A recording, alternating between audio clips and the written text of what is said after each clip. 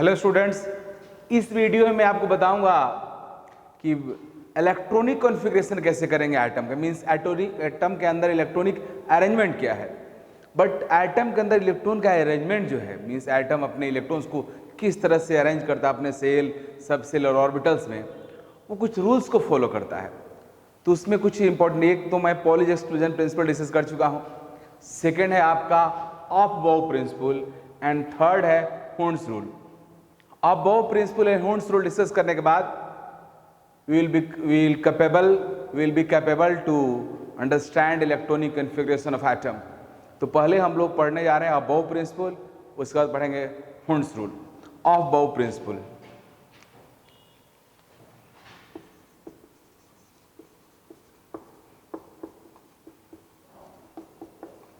Of बाउ principal, देखो जी, of बाउ कई सारे स्टूडेंट्स को कंफ्यूजन रहता है ऐसा कि आप बाउ की साइंटिस्ट का नेम है, क्योंकि नॉर्मली जितने भी केमिस्ट्री में हम लोग लॉज पढ़ते हैं वो किसी न किसी साइंटिस्ट के द्वारा दिया रहता है और वो लॉज साइंटिस्ट के नेम के अकॉर्डिंग बोला जाता है। जैसे लाइक पॉलीज एक्सक्लूजन प्रिंसिपल, आगे पढ़ोगे हॉर्न्स रूल और भी वगैरह वगैरह आप पढ़ोगे। तो ऑफ बाउ कोई साइंटिस्ट का नेम नहीं है। ऑफ बाउ एक जर्मन वर्ड है, इसका मीनिंग होता है बिल्डअप। एक जर्मन वर्ड है, जर्मन वर्ड है, जिसका मीनिंग होता है बिल्डअप, बिल्ड अप या टू फिल, बिल्ड अप और टू फिल, कुछ भरना। इस अबाउ वर्ड का मीनिंग, अबाउ एक जर्मन वर्ड है जिसका मीनिंग होता है टू बिल्ड अप और फिल। अब अबाउ प्रिंसिपल हमें क्या बताता है? Aufbau principle gives the idea about entering of electrons in different orbitals और सबसेल्स और ऑर्बिटल्स। मीन्स इलेक्ट्रॉन किस तरह से सबसेल में इंटर करता है उसके बारे में हमें आइडिया बताता है। अब अबाउ प्रिंसिपल के अकॉर्डिंग इलेक्ट्रॉन मीन्स एटम के अंदर जो सबसेल्स है, उस सबसेल में इलेक्ट्रॉन का जो एंट्री होता है, वो एंट्री का रोल होता है कि सबसे पहले उस सबसेल में इलेक्ट्रॉन जाता है जिसका एनर्जी लिस्ट होता है, और वो सबसेल जब कंप्लीटली फिल्ड हो जाता है तब इलेक्ट्रॉन हायर सबसेल में जाता है। Means electron first enters in that subshell which है least energy and their higher energy orbital और higher energy subshell. Means atom के अंदर जो सबसेल है उसमें इलेक्ट्रॉन के फिलिंग का ऑर्डर होता है कि फर्स्ट वह सबसेल फिल होगा, वो ऑर्बिटल फिल होगा। मैं बार बार सबसेल की जगह पर ऑर्बिटल बोलूँगा, पहले ही डिस्कस आपसे कर चुका हूँ, आप कंफ्यूज नहीं होना। मीन्स अबाउ प्रिंसिपल के अकॉर्डिंग सबसे पहले वह सबसेल फिल होगा जिसका एनर्जी लिस्ट होगा। जब वो कंप्लीटली फिल हो जाएगा तो उससे हायर एनर्जी में जाएगा, हायर एनर्जी जो सबसेल होगा उसमें इलेक्ट्रॉन इंटर करेगा। जब वो कंप्लीटली फिल हो जाएगा तब फिर इलेक्ट्रॉन उससे हायर एनर्जी जो है उस सबसेल में जाएगा। जिस तरह से अगर सेल की बात करो, ऑर्बिट की बात करो, तो सबसे पहले एटम अपने इलेक्ट्रॉन को सेल नंबर 1 में रखेगा। जब सेल नंबर 1 फिल हो जाएगा तो सेल नंबर 2 में करेगा, मीन्स सेल नंबर 2 फिल हो जाएगा सेल नंबर 3 में करेगा। अब ये है अबाउ प्रिंसिपल। अबाउ प्रिंसिपल का यही बेसिस है। अबाउ के अकॉर्डिंग एनर्जी जिसका कम होगा उसमें पहले फिल होगा, जब वो भर जाएगा पूरी तरह से तब हायर एनर्जी सबसेल में इलेक्ट्रॉन मूव करेगा। ये अब प्रिंसिपल है। अब पॉइंट है कि why electron first inter in that orbital which energy list, ऐसा क्यों? मींस बेसिस क्या है अबाउ प्रिंसिपल का? तो बेसिस वही है, यू कैन रिमेंबर, मैं बताया था कि हाइड्रोजन एटम का जो हाइड्रोजन एटम के न्यूक्लियस के सराउंडिंग में जो सेल्स और ऑर्बिट है, उसके जो एनर्जी होता है वो न्यूक्लियस से जैसे डिस्टेंट होते जाओगे उसकी एनर्जी बढ़ते जाता है। मींस जो सेल न्यूक्लियस के सबसे करीब रहता है उस पर nuclear force of attraction highest रहता है। तो जब इलेक्ट्रॉन न्यूक्लियस के करीब रहेगा तो उस पर न्यूक्लियर फोर्स अट्रैक्शन हाईएस्ट रहेगा, तो इलेक्ट्रॉन का न्यूक्लियस के साथ एसोसिएशन ज़्यादा रहेगा, मीन्स एटम का स्टेबिलिटी ज़्यादा होगा। तो एटम चाहता है कि उसका स्टेबिलिटी मैक्सिमम हो, तो एटम हमेशा चाहता है कि उसका इलेक्ट्रॉन उसके ज़्यादा से ज़्यादा करीब रहे। लेकिन जब वो सेल फिल हो जाता है तो हायर में जाना ही है। जैसे हर आदमी चाहता है, हर माँ बाप चाहता है कि बच्चा उसके पास रहे। तो बच्चा जब छोटा रहता है तो माँ बाप बच्चा को अपने पास तो रखता है, लेकिन जैसे से बच्चा बढ़ने लगता है बच्चा को पढ़ाई के लिए बाहर भेजना पड़ता है, मजबूरी है। बाद में नौकरी के लिए बाहर जाता है, मजबूरी है। तो उसी तरह से यहाँ भी जब सेल्स फिलअप हो जाएंगे, कंप्लीटली फुल हो जाएंगे, तो उसके आगे वाले सेल में इलेक्ट्रॉन जाएगा जब एक सबसेल फुल जाएगा तो आगे वाले सबसेल में इलेक्ट्रॉन जाएगा, बट सबसे पहले वो फिल होगा, इसकी एनर्जी सबसे कम होगा। तो अबव प्रिंसिपल है, Aufbau principal states that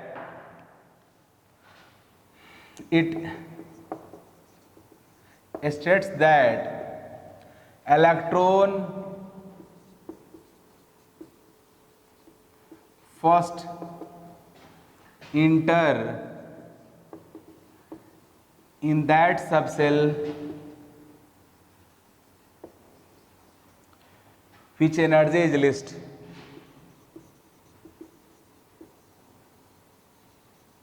Energy is least.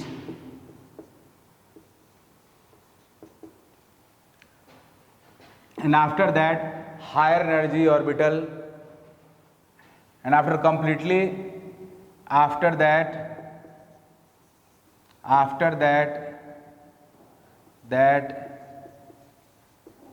electrons enter in higher energy orbital, higher energy subcell or orbital,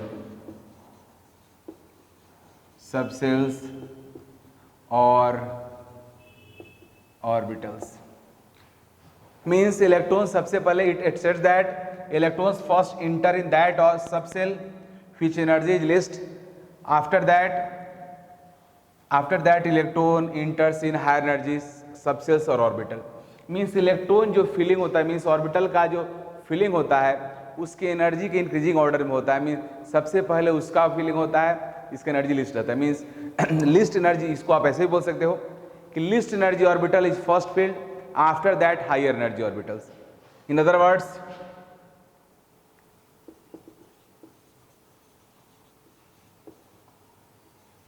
words least energy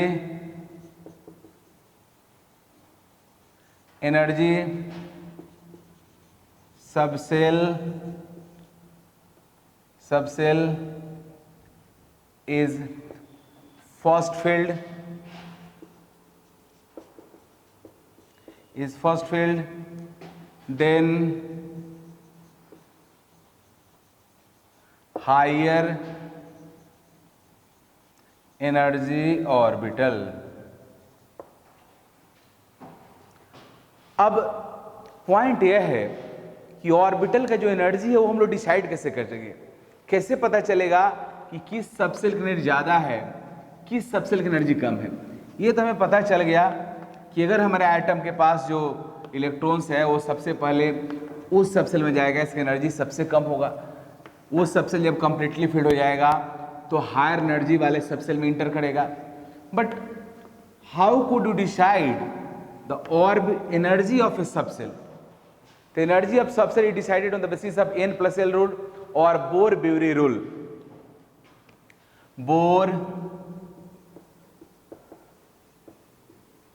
Bohr-Bury rule or n plus L rule. Means energy of subcells is decided on the basis of Bohr Bury rule और n plus L rule. अब n plus L rule क्या है? तो n is principal quantum number and l is azimuthal quantum number. Means sum of n plus L value of a subshell, sum of n plus L value of a subshell decides energy of subshell. किसी subshell की energy को decide करता है कौन? n plus L value, Bohr Bury rule के according और n plus L rule के according. जिस सबसेल का n प्लस एल का वैल्यू जितना ज्यादा होगा उसका एनर्जी उतना ही ज्यादा होगा। Means energy of a subshell और orbital is directly proportional to n plus L value. n plus L value के डायरेक्टली प्रोपोर्शनल होगा। एज फॉर एग्जांपल देखिए, energy of subshell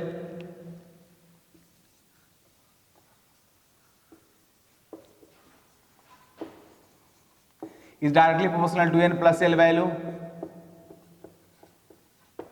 where n is principal quantum number, L is azimuthal quantum number. ये है principal quantum number, L is azimuthal,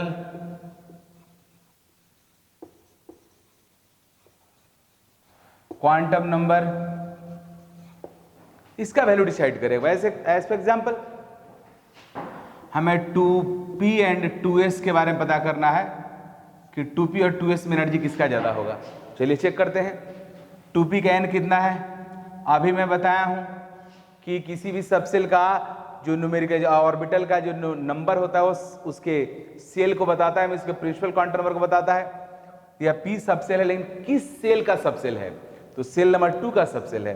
so n is two L value we know azimuthal quantum number of p subcell is always 1. So L plus n is 3. यहाँ check करते हैं यह A subshell किस cell का है जी? Cell number 2 का है, क्योंकि यहाँ पे n 2 है, सेल नंबर 2s है, तो 2 सेल का A सबसेल है यह, तो प्रिंसिपल क्वांटम नंबर इसका 2 हो गया। Azimuthal quantum number S subshell का 0 होता है, तो n प्लस L का सम कितना हो गया जी? 2 हो गया। तो क्लियर सी बात है 2p का n प्लस L का वैल्यू 2s से ज़्यादा है। सो एनर्जी की अगर बात करेंगे तो किसका ज़्यादा होगा जी? 2p का, right. Similarly 3d and 4s का चेक करते हैं। चेक कीजिए 3d का n कितना होगा? 3d का n है आपका 3, क्योंकि 3d सेल नंबर 3 का सबसेल है। इसका l क्या होगा? तो d का l होता है आप 2 फिक्स है। So n plus l will be 5। 4s का n कितना होगा? 4। 4s is the subshell of shell number 4। azimuthal quantum number S subcell is always 0. Value of n plus L will be 4. तो n plus L value किसका ज़्यादा है? 3d का ज़्यादा है 4s से, तो एनर्जी ज़्यादा किसका होगा? 3d का होगा।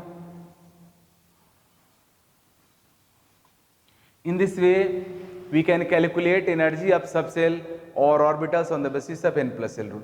But point here है कि if more than one subcells have same value of n plus L, then how could you decide energy?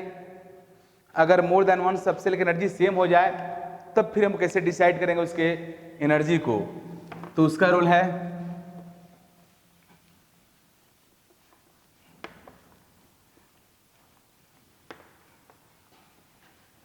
अगर n plus L value same हो गया, if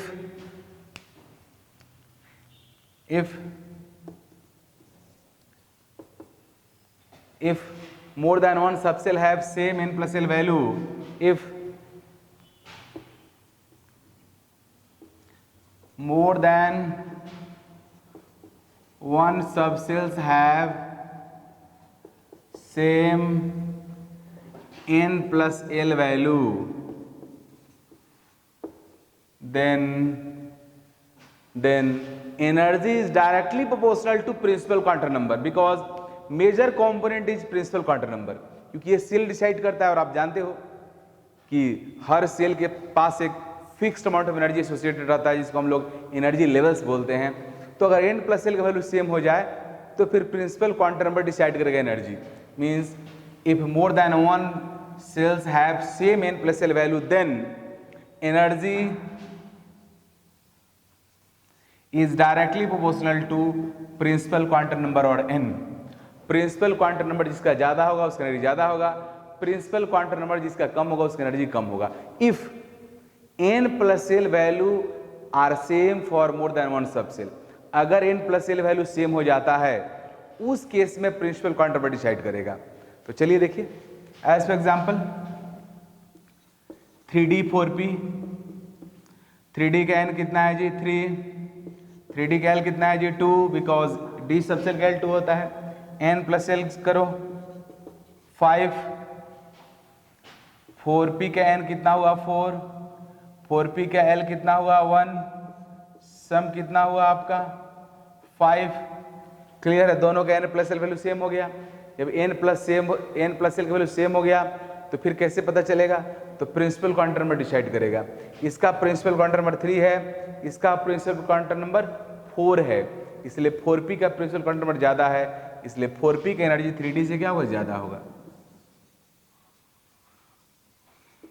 right? Another example, 4f 5d, check करते हैं 4f का n कितना है जी, 4 है, l कितना है, 3 है, f सबसेल का l 3 होता है,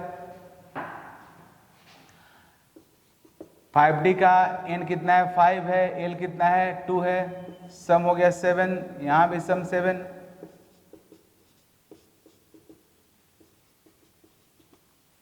तो कौन डिसाइड करेगा प्रिंसिपल क्वांटम नंबर, 5d का प्रिंसिपल क्वांटम नंबर ज्यादा है इसलिए एनर्जी 5d का 4f से ज्यादा होगा।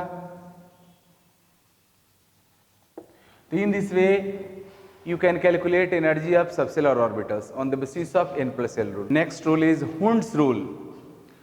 Hund's rule को हम लोग Hund's rule को दूसरा तरीका से कहा जाता है Hund's rule of maximum spin multiplicity. ये मैक्सिमम स्पिन मल्टीप्लिसिटी क्या है इसको मैं बाद में डिस्कस कर लूंगा कि Hund's rule के साथ ये टर्म क्यों जुड़ता है। अभी आप Hund's rule समझो कि Hund's rule क्या है। अब मैं आपको ये तो बता दिया कि किस सबसेल में इलेक्ट्रॉन पहले इंटर करेगा, जिसका एनर्जी कम होगा उसमें पहले इंटर करेगा, लेकिन अब मैं आपको ये नहीं बताया, जैसे मिसाल के तौर पे पी सबसेल में इलेक्ट्रॉन को इंटर करना है, पी सबसेल,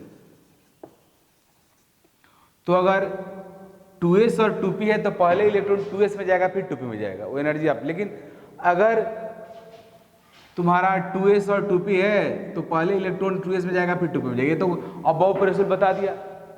बट अगर 2p में इलेक्ट्रॉन जा रहा है, अगर p सबसेल में इलेक्ट्रॉन जा रहा है तो p सबसेल के पास तो 3 ऑर्बिटल्स है, px py pz 3 ऑर्बिटल्स है, इसमें इलेक्ट्रॉन कैसे इंटर करेगा, मींस इलेक्ट्रॉन का entering px py and pz are 3 orbitals in p subcell and all 3 orbitals have similar energy। तो यहां पे अबव प्रिंसिपल फेल हो जाता है। Aufbau principle doesn't give the idea about filling of electrons in similar energy orbitals, means degenerate orbitals. All orbitals of a subcell are called degenerate if their energies are same. Generally elements have degenerate orbitals, means किसी element के किसी particular मतलब subshell के अंदर जो orbitals होता है उस सबके एनर्जी आइडेंटिकल रहता है, मीन्स वो डिजेनरेट रहता है। अब px py pz have identical energy, तो यहाँ पे इलेक्ट्रॉन की एंट्री का क्या वे होगा, तो इसके बारे में बताता है Hund's रूल। Hund's रूल बोलता है कि identical energy orbital means degenerate orbitals of subshell, subshell के जो और डिजेनरेट ऑर्बिटल्स है जिनका एनर्जी आइडेंटिकल है उसमें इलेक्ट्रॉन का एंट्री क्या होगा। तो Hund's रूल के स्टेटमेंट्स है, Hund's rule states that degenerate orbitals of a subcell are first singly filled with parallel spin, then pairing is started। means किसी सबसेल के जो डीजेनरेट ऑर्बिटल्स है, मींस जिसका एनर्जी आइडेंटिकल है, उसमें पहले एक एक करके इलेक्ट्रॉन जाता है, मींस वो सिंगली फिल्ड होता है।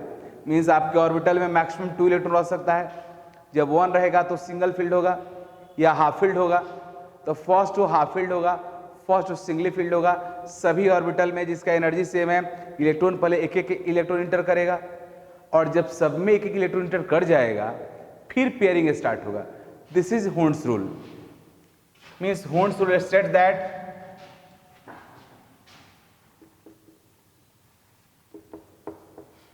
Hund's rule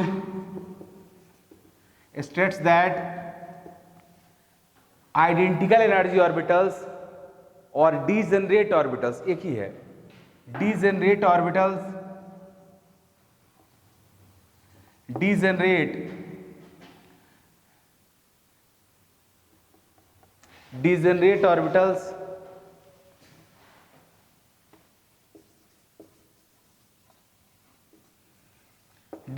orbitals identical energy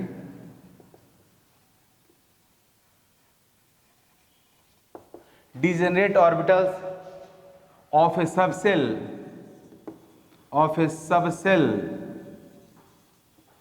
are first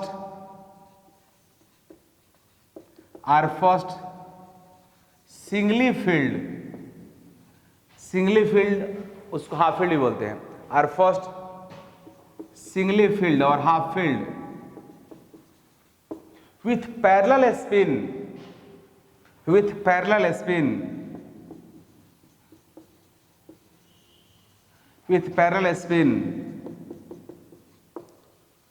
then pairing started.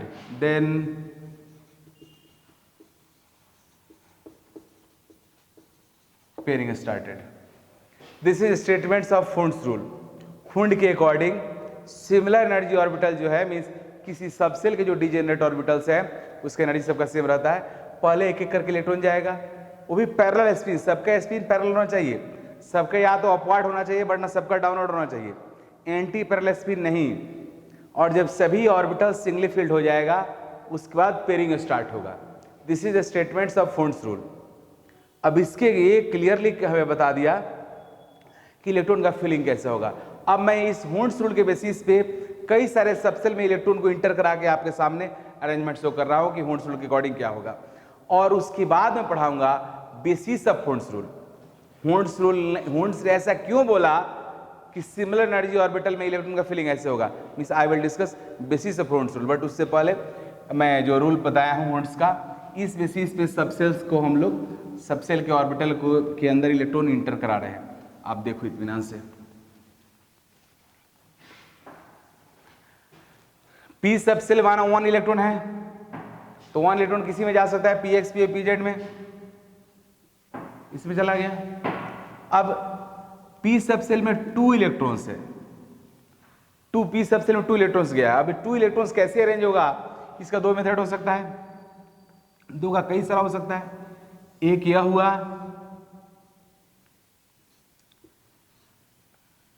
एक इलेक्ट्रॉन इसमें एक इसमें, दूसरा यह, दोनों इलेक्ट्रॉन इसी में, तीसरा यह,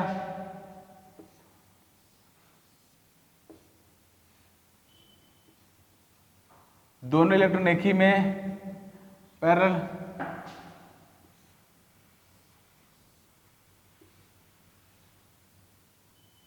दोनों इलेक्ट्रॉन अलग अलग में बट एंटी पैरेलल, एक ये हो सकता है,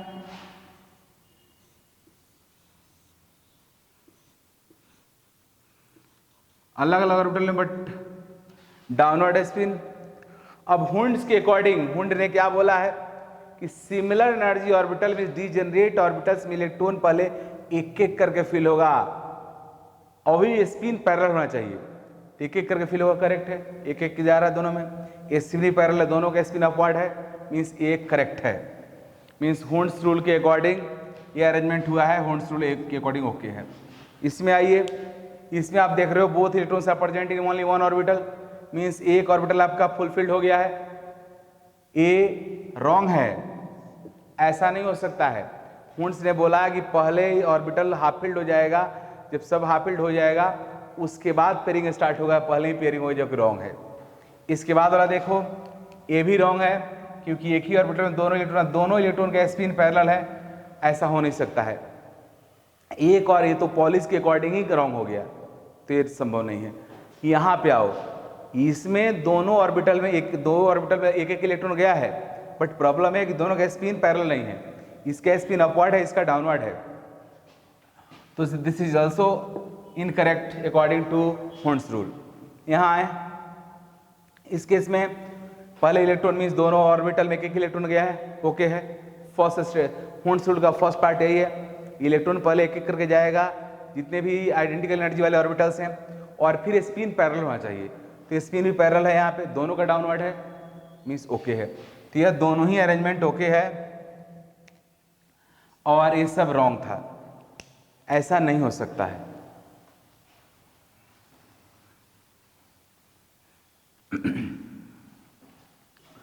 अब हम लोग देखने जा रहे हैं P3।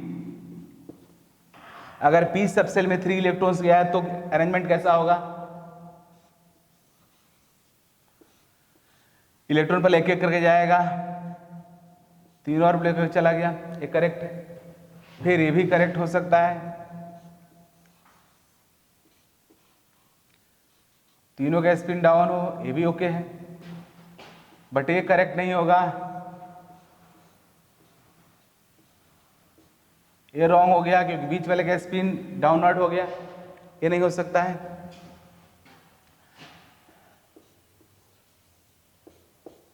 ये भी नहीं हो सकता है,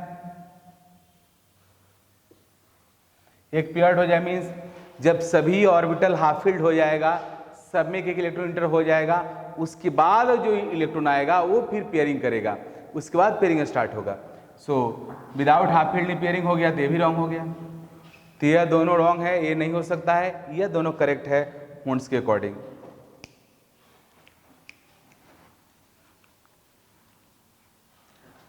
नेक्स्ट अब P4, P सबसेल में 4 इलेक्ट्रॉन्स है। अब इस बार क्या होगा जी, नेक्स्ट P4 लेते हैं, P सबसेल में 4 इलेक्ट्रॉन्स है, P सबसेल में 4 इलेक्ट्रॉन्स इंटर किया है, इसका अरेंजमेंट कैसे होगा?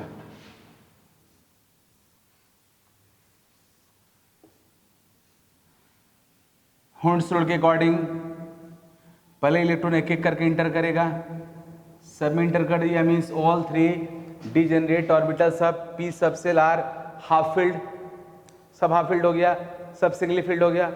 अभी भी लेकिन इलेक्ट्रॉन बचा हुआ है क्योंकि 4 इलेक्ट्रॉन है। देन पेयरिंग स्टार्टेड, अब पेयरिंग होगा, तो ऑर्बिटल का पेयर्ड हो गया, दिस इज राइट। P5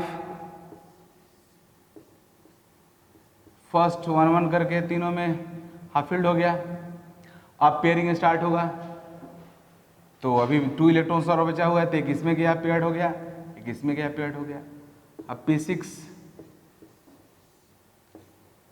पहले एक एक करके इलेक्ट्रॉन फिल होगा, सभी ऑर्बिटल में जाएगा, जब सभी ऑर्बिटल हाफ फील्ड हो गया अब पेयरिंग स्टार्ट होगा। This is the right method of electronic arrangement in A subshell और आइडेंटिकल एनर्जी ऑर्बिटल्स। ये हुंड्स रूल के अकॉर्डिंग हो रहा है। अब हुंड्स रूल का बेसिस क्या है, मैं बताना चाहिए। हुंड्स रूल का 2 एस्पेक्ट है, हुंड्स रूल का 2 पार्ट है। पहला पार्ट में बोलता है कि सिमिलर एनर्जी ऑर्बिटल में इलेक्ट्रॉन पहले एक एक करके इंटर करेगा, ऐसा क्यों? और फिर बोल रहा है कि जो एंट्री होगा उसमें स्पिन भी पैरेलल होना चाहिए, मीन्स जितने भी इलेक्ट्रॉन्स है अलग अलग ऑर्बिटल में जो इंटर कर रहा है सबका स्पिन पैरेलल हो, मीन्स सबका स्पिन सेम डायरेक्शन में हो, ऐसा क्यों? अब इस 2 पॉइंट है, दो हुंड्स रूल का 2 पॉइंट्स है, दोनों का क्या एस्पेक्ट है, दोनों का क्या बेसिस है, ऐसा हुंड्स ने क्यों बोला, वो मैं आपसे डिस्कस करने जा रहा हूँ। Basis of Hund's rule, first half filled और सिंगली फील्ड पार्ट, दूसरा पैरेलल स्पिन। मीन्स हुंड्स ने क्यों बोला कि सिमिलर एनर्जी वाले ऑर्बिटल में इलेक्ट्रॉन पहले एक एक करके जाएगा, मीन्स हाफ फील्ड होगा। तो उसके पीछे रीजन यह है कि इलेक्ट्रॉन्स, एटम के अंदर इलेक्ट्रॉन्स है और इलेक्ट्रॉन्स के पास नेगेटिव चार्ज होता है, means electrons are negatively charged particle. According to Coulomb's law, negative charge particle को रिपेल करेगा, तो इलेक्ट्रॉन्स के बीच में इलेक्ट्रॉनिक रिपल्सिव फोर्स होता है। अब एटम चाहता है कि जितना हो सके उतना इलेक्ट्रॉनिक रिपल्सिव फोर्स मिनिमम हो, क्योंकि आपको पता है किसी सिस्टम के अंदर जितना ज़्यादा रिपल्सिव फोर्स होगा उसका स्टेबिलिटी उतना ही कम होगा। एज फॉर एग्जाम्पल मान लो एक क्लासरूम है, ये क्लासरूम मेरे लिए सिस्टम है। सिस्टम क्या होता है ये सब आपको थर्मोडायनेमिक्स में पढ़ाया जाएगा, बट मैं बता दे रहा हूँ। कोई मीन्स ऑब्जर्वर, यूनिवर्स का वह पार्ट जिसको ऑब्जर्व करता है वो सिस्टम है, उसको छोड़कर पूरी दुनिया सराउंडिंग है। जैसे अगर मैं तुमको बोलूँगा कि तुम पानी गर्म करो, तो गैस के ऊपर एक आप सॉसपैन में पानी रख दिए हो और आप पानी का बॉइलिंग देख रहे हो किस तरह से गर्म हो रहा है, तो पानी जो सॉसपैन में वो आपके लिए सिस्टम हुआ, उसको छोड़कर बाद बाकी सब कुछ सराउंडिंग है। यहाँ मैं आपको टीच कर रहा हूँ, मैं आपको पढ़ा रहा हूँ, तो you are my system and apart from you rest are surrounding. तो ये क्लासरूम मेरे लिए सिस्टम है, इसमें बैठे बच्चे मेरे सिस्टम के पार्टिकल्स है। अब क्लासरूम में जो स्टूडेंट्स बैठे हुए हैं अगर वो आपस में फाइटिंग करेंगे, उनके बीच में अगर रिपल्सिव फोर्स होगा तो एक साथ बैठकर पढ़ने का चांस कम होगा, क्लासरूम का स्टेबिलिटी कम होगा। ठीक, और जस्ट इसका उल्टा, अगर स्टूडेंट्स के बीच में एमिकेबल रिलेशनशिप है, मीन्स फ्रेंडशिप है, तो उनको एक साथ, और उनके बीच में अट्रैक्टिव फोर्स है, तो एक साथ बैठकर पढ़ने का चांस ज़्यादा होगा, मीन्स क्लासरूम का स्टेबिलिटी ज़्यादा होगा। ठीक वैसे ही दुनिया के हर सिस्टम में वैसा ही होता है। सिस्टम के पार्टिकल्स के बीच में अगर रिपल्सिव फोर्स होगा तो उसका स्टेबिलिटी कम होगा, अट्रैक्टिव फोर्स होगा तो स्टेबिलिटी ज़्यादा होगा। इसलिए हर सिस्टम चाहता है कि उसके पार्टिकल्स के बीच में अट्रैक्टिव फोर्स हो और रिपल्सिव फोर्स कम से कम हो, अट्रैक्टिव फोर्स बढ़े और रिपल्सिव फोर्स घटे, क्योंकि ऐसा होने से सिस्टम का स्टेबिलिटी इंक्रीज होगा। And every system has vital tendency to enhance its stability. हर सिस्टम चाहता है, उसका एक होता है ना आत्म जो नेचुरल प्रॉपर्टी होता है कि हर सिस्टम चाहता है कि दुनिया में ज़्यादा दिन तक रहे और स्टेबल रहे। वही यहाँ भी है। एटम जब तक पॉसिबल हो सकता है, मीन्स एक सबसेल है, जैसे मान लो पी सबसेल मैंने लिया था एग्जाम्पल के तौर पे, उसमें 3 ऑर्बिटल्स है px py pz, तो एटम चाहता है जब तक हो सके इलेक्ट्रॉन्स के बीच का डिस्टेंस ज़्यादा रहे। इलेक्ट्रॉन्स के बीच का डिस्टेंस जितना ज़्यादा रहेगा, उनके बीच का इलेक्ट्रॉनिक रिपल्सिव फोर्स उतना कम होगा, एटम का स्टेबिलिटी उतना ही ज़्यादा होगा। इसलिए एटम जिस समय जब तक पॉसिबिलिटी रहता है अपने इलेक्ट्रॉन्स को अलग अलग ऑर्बिटल में डालता है, सब में एक एक करके डालता है, इसलिए उनके बीच का डिस्टेंस ज़्यादा रहता है, तो इलेक्ट्रॉनिक रिपल्सिव फोर्स कम होता है। बट जब सभी ऑर्बिटल्स हाफ फिल्ड हो जाता है तब फिर एटम के पास कंपल्सन है, एटम फिर मजबूर हो जाता है, फिर अब अपने ऑर्बिटल को पेयरिंग उसको कराना पड़ेगा। तो जब तक पॉसिबल है तब तक एटम अपने इलेक्ट्रॉन्स को एक दूसरे से ज़्यादा डिस्टेंस पे रखना चाहता है for minimizing electronic repulsive force. Means basis of half filled or singly filled of degenerate orbitals of a subcell is to minimize electronic repulsive force among electrons। Atom अपने इलेक्ट्रॉन्स को सिमिलर एनर्जी ऑर्बिटल में एक एक करके इसलिए डालता है क्योंकि इलेक्ट्रॉन के बीच के इलेक्ट्रॉनिक रिपल्सिव फोर्स को वो मिनिमाइज करना चाहता है। राइट, पहला का बेसिस क्लियर हो गया, आंसर में दे दिया। अब सेकेंड पॉइंट जो है पैरेलल स्पिन क्यों कहा जाता है, ये समझना पड़ेगा आपको, इसके लिए थोड़ा सा समय लगेगा। देखो कैसे कैसे होगा। पैरेलल स्पिन को मैं एक्सप्लेन करने जा रहा हूं। अब इसको आप गौर से देखो। हुंड्स ने क्यों बोला कि किसी सबसेल के ऑर्बिटल्स का जिसका एनर्जी सेम है, डिजेनरेट ऑर्बिटल्स में जो इलेक्ट्रॉन्स है उनका स्पिन पैरेलल होना चाहिए। उसका क्या है एक्सप्लेनेशन, देखो जी। उसको एक्सप्लेन करने के एग्जांपल में लेता हूं, जैसे P में 1 इलेक्ट्रॉन है, तो किसी भी सबसेल में इलेक्ट्रॉन है, चला जा सकता है। बात देखिए px py pz, but normally हम लोग x y z लिखते हैं जिस तरह से अल्फाबेट का ऑर्डर होता है उसके अकॉर्डिंग, तो पहले x लिखते हैं, फिर y लिखते हैं, फिर z लिखते हैं। But you are allowed to put pz here and px here. कोई बच्चा चाहे तो pz py px भी लिख सकता है, बट हम लोग ऐसे नॉर्मली लिखते हैं, आप भी ऐसा लिखना। अब हो गया, यहाँ तो ओनली वन चॉइस है, बट अगर P में 2 इलेक्ट्रॉन्स है P में अगर 2 इलेक्ट्रॉन्स है तो आपके पास 2 चॉइस है। जैसे पैरेलल स्पिन वाली बात मैं बता रहा हूं, एक तो हुंड्स ने बताया कि स्पिन पैरेलल होना चाहिए, हुंड्स के अकॉर्डिंग करेक्ट है, लेकिन आप बोल सकते हो कि ऐसा क्यों नहीं कर सकते हैं, हुंड्स ने क्यों इसको रोका। हुंड्स ने क्यों बोला कि दिस इज रॉन्ग, ये नहीं हो सकता है, ऐसा क्यों बोला हुंड्स ने, इसका एक्सप्लेनेशन है। तो इसके पीछे है टर्म, वो है एक्सचेंज एनर्जी। एक्सचेंज एनर्जी क्या होता है इसको मैं बहुत डिटेल में डिस्कस करूंगा अभी तुरंत। एक्सचेंज एनर्जी, एक्सचेंज एनर्जी क्या होता है, तो देखो जी, जैसे फिर और भी, जैसे P3 आपका है तो हुंड्स ने बताया कि दिस इज राइट,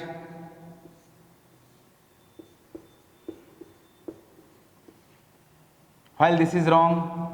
हुंड्स के अकॉर्डिंग ये करेक्ट है बट ये नहीं हो सकता है, हुंड्स के अकॉर्डिंग ये करेक्ट है बट ये नहीं हो सकता है। सबका स्पिन पैरेलल, अगर एक एंटी पैरेलल कर दिया, एक रॉन्ग है, हुंड्स के अकॉर्डिंग नहीं हो सकता है। ऐसा क्यों नहीं हो सकता है? तो उसके पीछे देखो आंसर। दरअसल हुंड्स का बोलना यह है कि जब हाफ फील्ड ऑर्बिटल्स का स्पिन जब पैरेलल होता है तो इलेक्ट्रॉन को अपने पोजीशन एक्सचेंज करने के ज्यादा मौका मिलते हैं। अब इलेक्ट्रॉन को अपने पोजीशन को एक्सचेंज क्यों करना पड़ता है? तो देखो जी, हर जैसे यहाँ पे P3 एटम है, एटम में के 3 ऑर्बिटल्स में इलेक्ट्रॉन एक एक करके फील्ड है। अभी तीनों के स्पिन पैरेलल में, तीनों एक दूसरे के एकदम आइडेंटिकल है। इलेक्ट्रॉन अपने पोजीशन को बदल सकता है, इलेक्ट्रॉन यहाँ जा सकता है, इलेक्ट्रॉन यहाँ आ सकता है, इलेक्ट्रॉन यहाँ जा सकता है, इलेक्ट्रॉन यहाँ आ सकता है, इसको हम लोग एक्सचेंज बोलते हैं। तो एटम अपने स्टेबिलिटी को बढ़ाने के लिए अपने इलेक्ट्रॉन्स के पोजीशन को एक्सचेंज करते रहता है, क्योंकि इलेक्ट्रॉन एक जगह रुक नहीं सकता है। इलेक्ट्रॉन के पास वेव नेचर होता है, वो तो खैर है ही, लेकिन मैं आपको एक ज़्यादा ईजियर वे में समझाना चाहता हूँ, जिसको ध्यान से मेरी बात सुनो। अब एटम के इलेक्ट्रॉन है जो अपने हाफ फील्ड ऑर्बिटल में प्रेजेंट है, ये स्पिन पैरेलल है। अब एटम को मतलब अनस्टेबिलिटी खतरा है, एटम को किससे थ्रेटनिंग है जी? तो एटम को, हर एटम चाहता है कि वो अकेले स्टेबल हो। जिस तरह से हर आदमी क्या चाहता है कि मैं खुद ही स्टेबल हो, मैं खुद ही इतना ताकतवर हो जाऊं, मुझे किसी की जरूरत न पड़े। मीन्स हर आदमी, ह्यूमन टेंडेंसी क्या है कि everything will have, I have, मेरे पास सब कुछ होना चाहिए। मीन्स मेरे पास इतना होना चाहिए कि मैं किसी से कुछ ना मांगू, मैं ही सबको दूं, हमको किसी से कुछ लेने की जरूरत ना पड़े। हर आदमी चाहता है। लेकिन जब आदमी के पास सब कुछ नहीं हो पाता है तब फिर दूसरे के पास जाता है।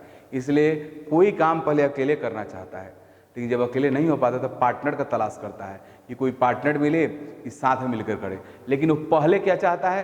खुद से अपने आप को स्टेबल बनाना। उसी तरह से हर सिस्टम चाहता है कि अकेले इंडिपेंडेंटली वो स्टेबल हो जाए, लेकिन जब इंडिपेंडेंटली स्टेबल नहीं होता है तब वो दूसरे का तलाश करता है जो उसको साथ में स्टेबल कर सके। तो एटम भी चाहता है स्टेबल होना, ये चाहता है कि अब इसको अनस्टेबिलिटी खतरा किससे है?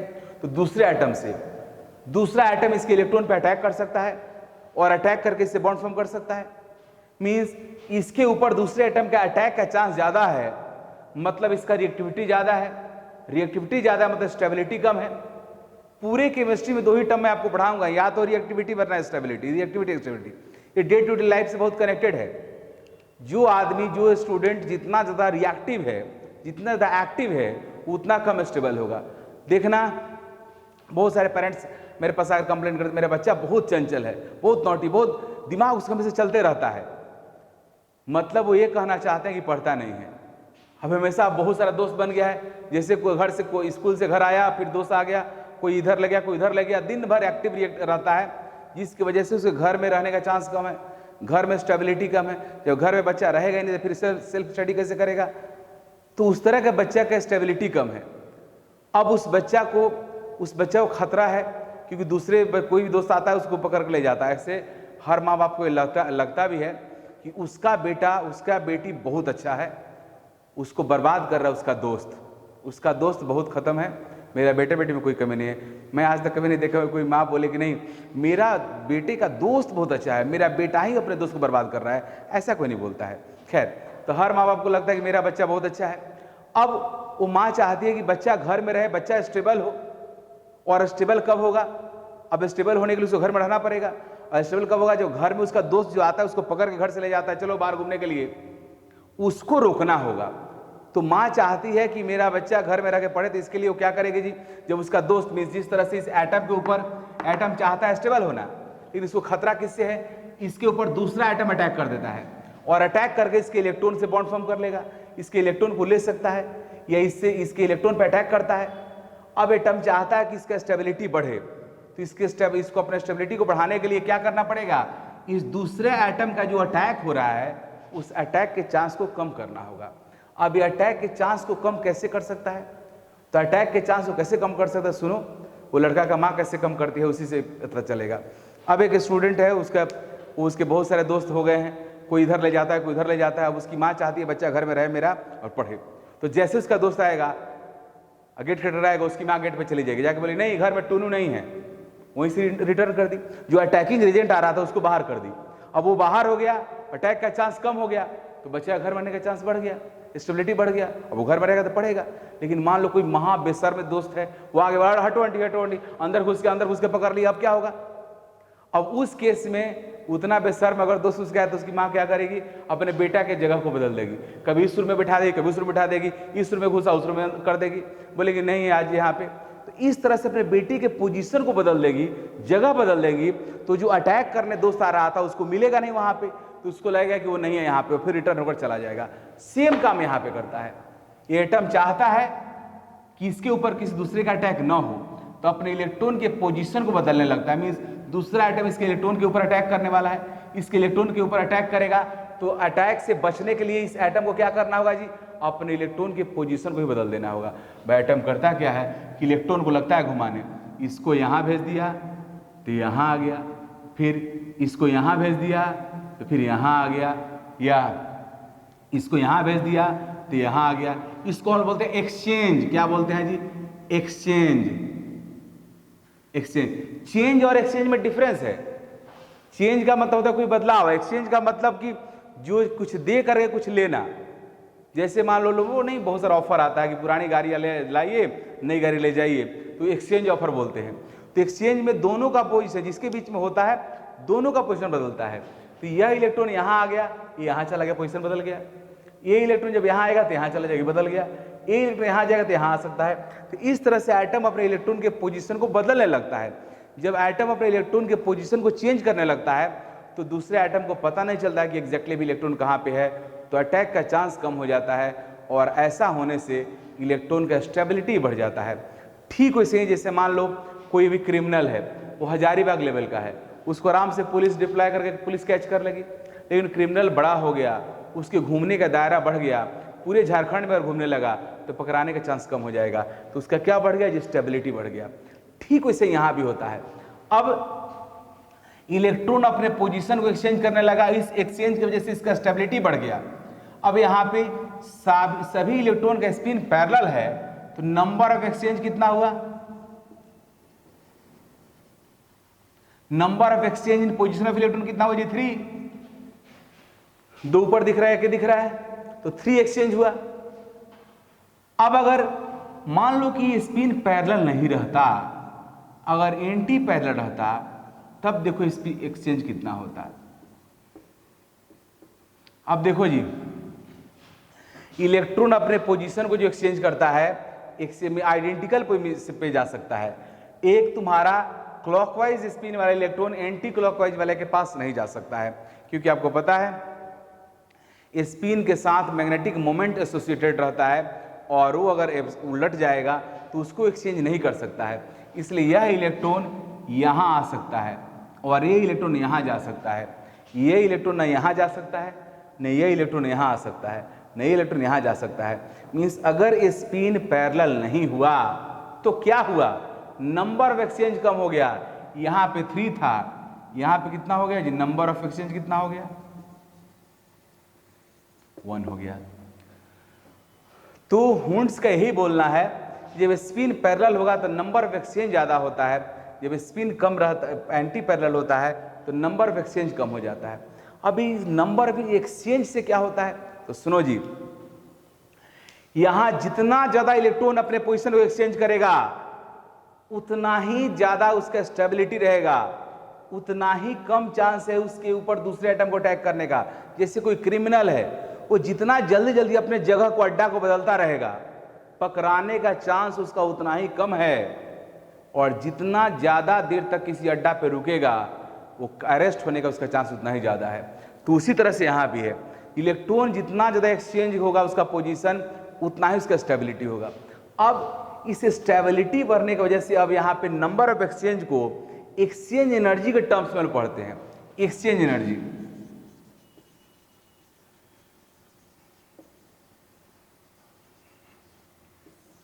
एक बात आप समझ लो, ये तो क्लियर है कि स्टेबिलिटी और एनर्जी मीन्स, जिस तरह से मैं आपको बताया कि रिएक्टिविटी और स्टेबिलिटी मीन्स, जिसके पास जितना ज़्यादा एनर्जी है वो उतना ज़्यादा रिएक्टिव होगा, वो उतना ज़्यादा एक्टिव होगा, वो उतना कम स्टेबल होगा। अगर कोई खा पीकर ताकतवर बच्चा है, हमेशा कूदते फांदते रहेगा, उसको बेड में पड़े रहने का चांस बहुत कम होगा, उसके पास की एनर्जी बहुत ज़्यादा है।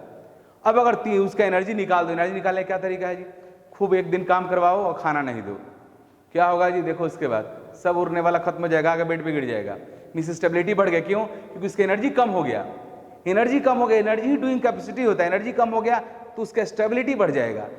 तो एनर्जी और स्टेबिलिटी एक दूसरे का इन्वर्सली प्रोपोर्शनल होता है, ये बात समझ लो। किसी भी वजह से अगर किसी सिस्टम का स्टेबिलिटी बढ़ रहा है तो पक्का उस सिस्टम की एनर्जी घट रहा होगा, क्योंकि बिना एनर्जी कम हुए स्टेबिलिटी बढ़ने वाला नहीं है। तो यहां पे आप देख रहे हो कि तुम्हारे इलेक्ट्रॉन्स का क्या बढ़ रहा है जी, स्टेबिलिटी, एटम का स्टेबिलिटी बढ़ रहा है, इस ऑर्बिटल का स्टेबिलिटी बढ़ रहा है। उस स्टेबिलिटी के बढ़ने के पीछे कौन रिस्पॉन्सिबल है? Number of exchange. तो इस नंबर ऑफ एक्सचेंज को हम लोग एक्सचेंज एनर्जी में कन्वर्ट कर देते हैं। एक्सचेंज एनर्जी का डेफिनेशन क्या होगा? इसका डेफिनेशन होता है it is energy released by system, it is energy released by system during exchange of positions of electrons. Electrons के पोजीशन के एक्सचेंज के ड्यूरिंग जो एनर्जी बाहर निकलता है उसी को हम लोग बोलते हैं क्या? Exchange energy. It is energy released by system during exchange of position of electrons. Electrons के पोजीशन के एक्सचेंज होने के ड्यूरिंग जो एनर्जी रिलीज होता है, जो बाहर निकलता है, उसको हम बोलते हैं एक्सचेंज एनर्जी। अब क्लियर हो गया? जितना ज्यादा एक्सचेंज होगा उतना ज्यादा क्या होगा? एक्सचेंज एनर्जी होगा। और जितना ज्यादा एक्सचेंज है, क्योंकि एक्सचेंज एनर्जी दो एनर्जी होता है, जो एनर्जी रिलीज होता है, एक्सचेंज एनर्जी जितना ज्यादा होगा, जितना ज्यादा एनर्जी रिलीज होगा, स्टेबिलिटी उतना ही क्या होगा? ज्यादा होगा।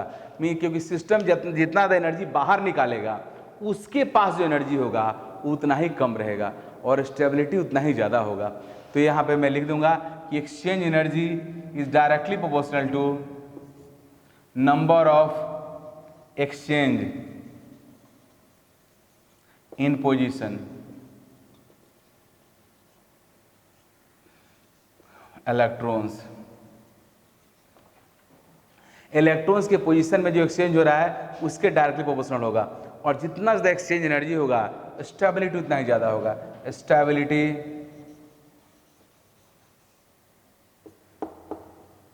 Is directly proportional to exchange energy.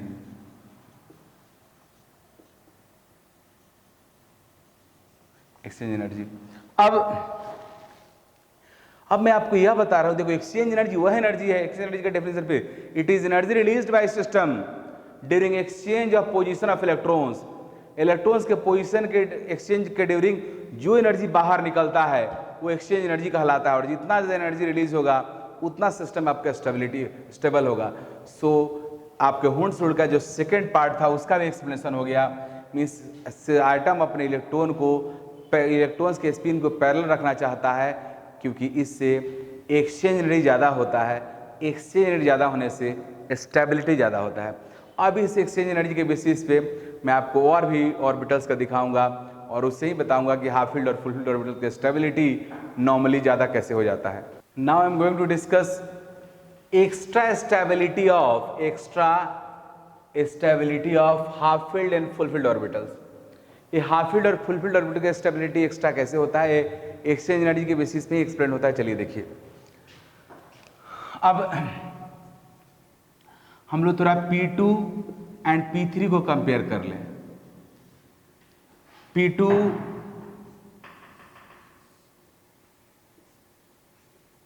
P सब सेल में 2 इलेक्ट्रॉन है, यहां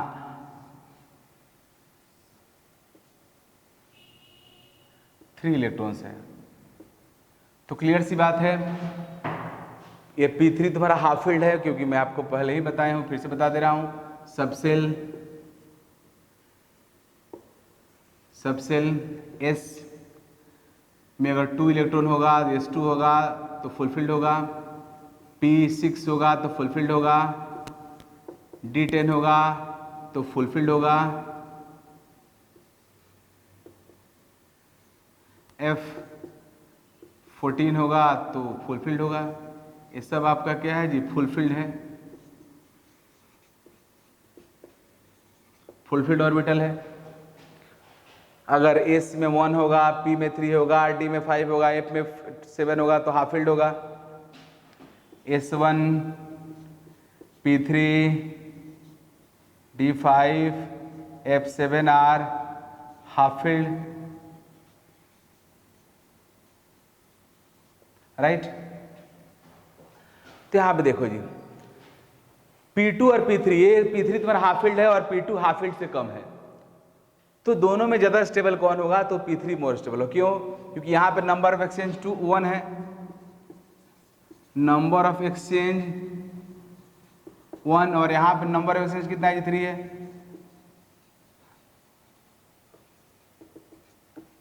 तो स्टेबिलिटी P3 का P2 से ज्यादा होगा।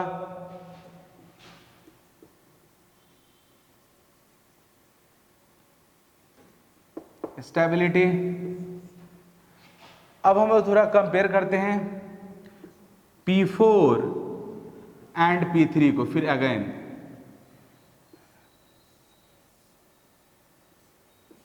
P4 में you know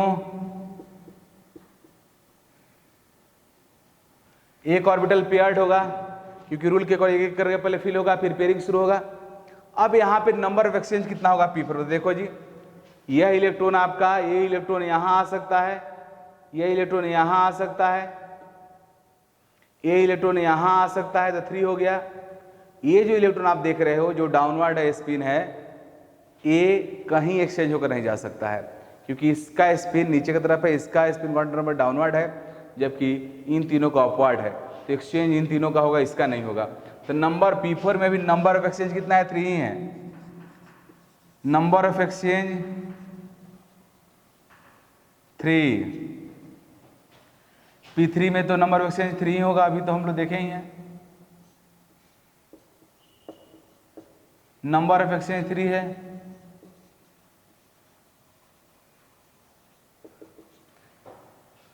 If both P3 and P4 have same number of exchange, then which factor will decide stability?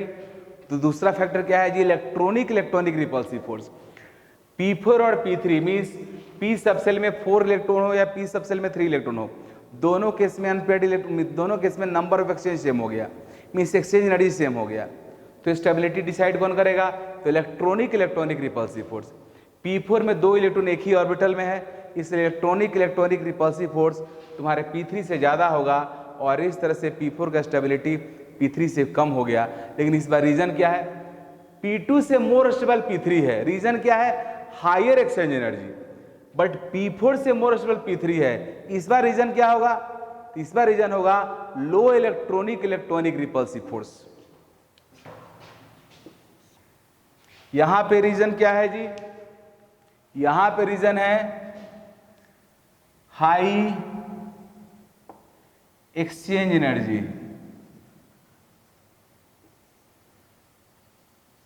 यहां पे रीजन क्या है जी?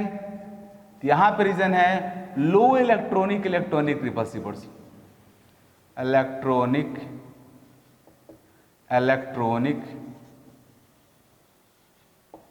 Repulsive force.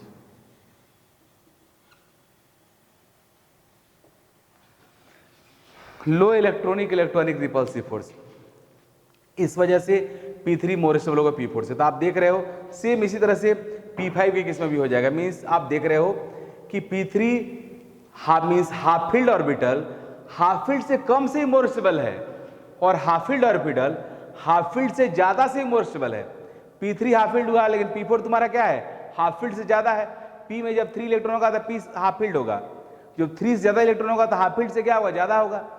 तो half filled orbital half field से कम से ही मोर स्टेबल होगा, और हाफ फील्ड से ज्यादा से ही मोर स्टेबल होगा। हाँ, रीजन अलग अलग होगा। हाफ फील्ड से कम वाले केस में हायर एक्सचेंज एनर्जी होगा, और हाफ फील्ड से मतलब ज्यादा वाले केस में लो इलेक्ट्रॉनिक रिपल्सिव फोर्स होगा। अब हम लोग थोड़ा कंपेयर कर ले फुल फील्ड और इसमें हाफ फील्ड में। अब हम लोग P3 एंड P6 में कंपेरिजन करने जा रहे हैं। P3 हाफ फील्ड हुआ P सबसेल का ऑर्बिटल, एंड P6 आपका फुल फील्ड हुआ। इसमें कंपैरिजन करते हैं which is more stable and how।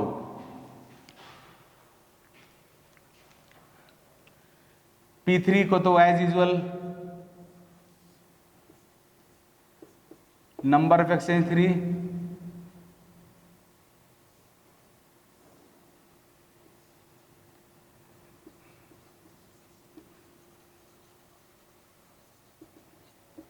P4 चलो P6,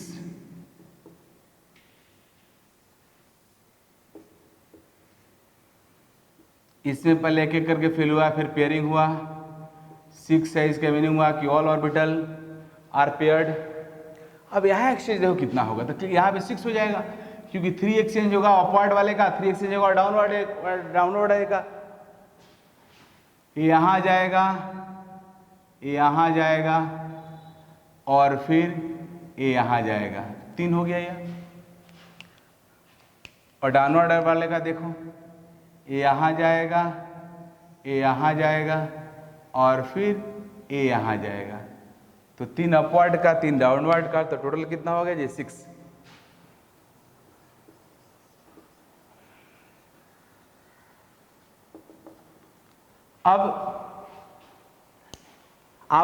अब मैं बोलने जा रहा हूं कि P6 ऑर्बिटल P3 से मोर स्टेबल होगा। रीजन क्या है? तो हायर एक्सचेंज एनर्जी फुलफिल्ड होगा तो एक्सचेंज नंबर ऑफ एक्सचेंज ज्यादा हो गया, 6 हो गया, हाफ फील्ड है तो नंबर ऑफ एक्सचेंज कम है। लेकिन आप बोलोगे सर नंबर ऑफ एक्सचेंज तो पक्का ज्यादा हो गया, बट इलेक्ट्रॉनिक रिपल्सिव फोर्स भी तो यहाँ पे ज्यादा है। तो सुनो, अगर इलेक्ट्रॉनिक रिपल्सिव फोर्स और नंबर ऑफ एक्सचेंज दोनों ही डिफरेंट है, तो उस केस में आपका एक्सचेंज एनर्जी डिसाइसिव होगा, because exchange energy is more dominant than electronic repulsive force. लेकिन अगर दोनों का एक्सचेंज सेम हो जाएगा तो फिर इलेक्ट्रॉनिक रिपल्सिव फोर्स डिसाइड करेगा। तो चूंकि यहाँ पे नंबर ऑफ एक्सचेंज ज़्यादा होने की वजह से फुलफिल्ड ऑर्बिटल मीन्स P6 का स्टेबिलिटी P3 से ज़्यादा होगा स्टेबिलिटी। रीज़न क्या है जी? Higher exchange energy. तो मैं फाइनली लिख दे रहा हूँ कि केवल P में नहीं, ये ऑल सबसेल पे एप्लीकेबल होगा। फुलफिल्ड ऑर्बिटल्स और subshell, full filled subshell are more stable, full filled subshell are more stable than half field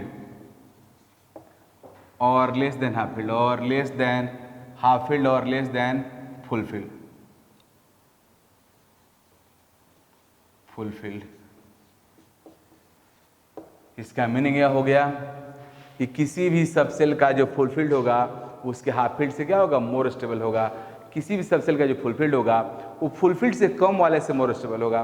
किसी भी सबसेल का जो हाफ फील्ड होगा वो हाफ फील्ड से कम वाले से मोर स्टेबल होगा। किसी भी सबसेल का जो हाफ फील्ड होगा वो हाफ फील्ड से ज़्यादा वाले से भी मोर स्टेबल होगा। तो इस तरह से stability of half filled and fulfilled orbital हो गया। अब हम लोग रेडी हैं इलेक्ट्रॉनिक अरेंजमेंट को पढ़ने के लिए।